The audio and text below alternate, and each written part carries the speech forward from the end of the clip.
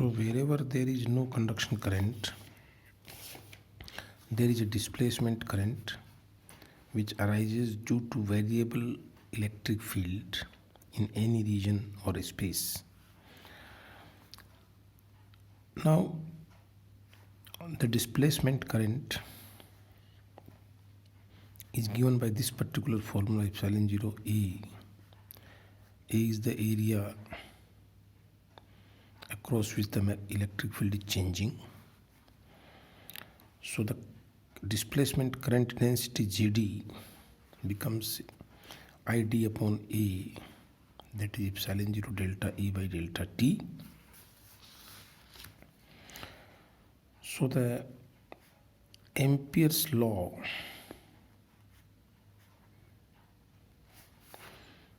can be written in modified form as integration of magnetic field over a closed path is equal to mu 0 summation of all conduction currents plus displacement currents. It can be written as mu 0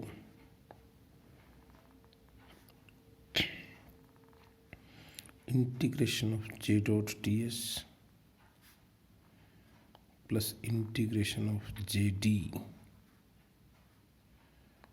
dot ds.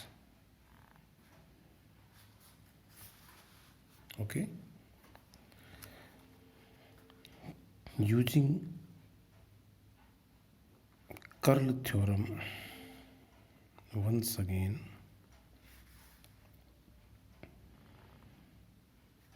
I will write this left hand side as curl of B and its area integral. Now there is no symbol of this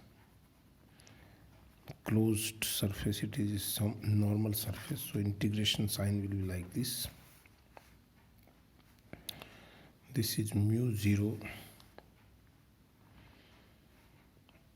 J vector plus JT vector dot ds, and if you equate both sides, I will get curl of B equals to mu 0 J plus JD.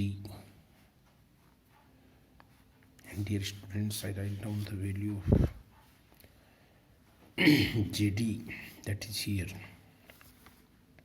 So I will get mu 0 J vector plus mu 0 epsilon delta E upon delta T whole curl of V in the form of del operator. It will be mu 0 J vector plus mu 0 epsilon 0 rate of change of electric field with respect to time.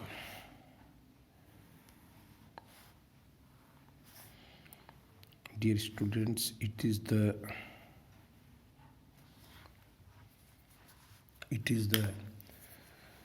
Maxwell's fourth equation after the modification induced by Maxwell in the Ampere's law. And one must understand that at any point wherever its conduction current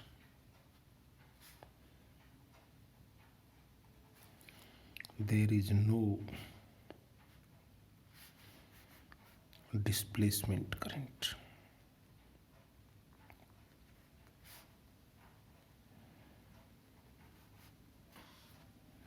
and vice versa. तो प्यारे बच्चों, मैंने आपको Maxwell की चतुर्थ समीकरण कल बताई थी और उसमें मैंने ये भी बताया था कि इस समीकरण की कुछ सीमाएं हैं जहाँ पर चालन धाराएं नहीं हैं और विद्युत क्षेत्र समय के सापेक्ष आकाश में किसी स्थान पर बदलता है, तो भी उससे संबद्ध एक चुंबकीय क्षेत्र उत्पन्न होता है। फलस्वरूप हम एक तुल्य धारा की बात करते हैं। मेरे शब्दों को ध्यान से सुनिए। तुल्य धारा यानी वास्तविक रूप में यह उस प्रकार की धारा नहीं होगी जो हम सामान्यतया समझते हैं कि इलेक्ट्रॉन या प्रोटॉन या आवेशित कणों के प्रवाह के कारण विद्युत धारा उत्पन्न होती है। वो कॉन्सेप्ट यहाँ नहीं लगेगा। मैंने आपको ये बताया कि परिवर्ती विद्युत क्षेत्र के कारण चुंबकीय क्षेत्र उत्पन्न होता है और चूंकि चुंबकीय क्षेत्र की उत्पत्ति हम धाराओं के कारण मानते हैं, अतः हम एक तुल्य धारा की कल्पना करते हैं और उस तुल्य धारा को हम विस्थापन धारा अथवा डिस्प्लेसमेंट करंट का नाम देते हैं। इस धारा का मान अगर विद्युत क्षेत्र E समय t के सापेक्ष एक क्षेत्रफल A से परिवर्तित होता है, तो इस धारा का मान ID बराबर epsilon 0 A del E by delta T होगा, जिसकी संगत धारा विस्थापन धारा घनत्व JD होगी। और इस प्रकार मैं एम्पियर के नियम को इसके नए रूप में, मॉडिफाइड रूप में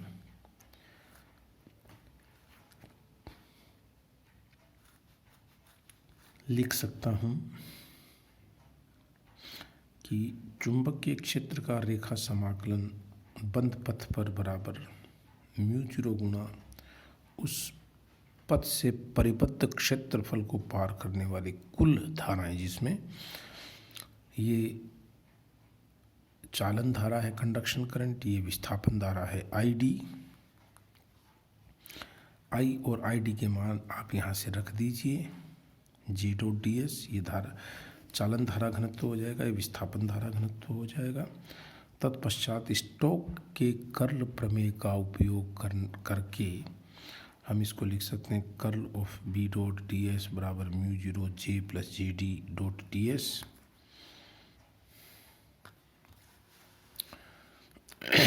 और इसके बाद आप देखिए कर्ल ऑफ B का मान μ0 J plus μ0 epsilon 0 delta E by delta T आ जाएगा।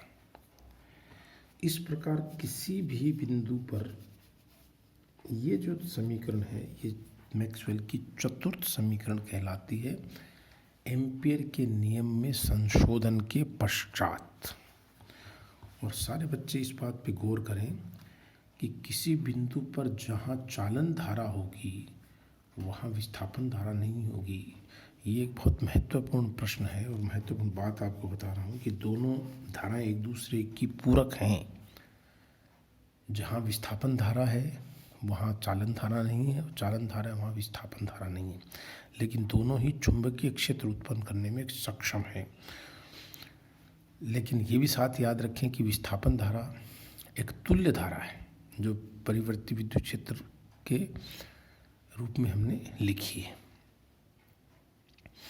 इस प्रकार आप मैक्सवेल की चारों समीकरणों की उत्पत्ति समझ चुके हैं कि चारों ही भौतिकी के मूलभूत, विद्युत चुंबकीय के मूलभूत नियमों के अवकलन या समाकलन रूप होते हैं।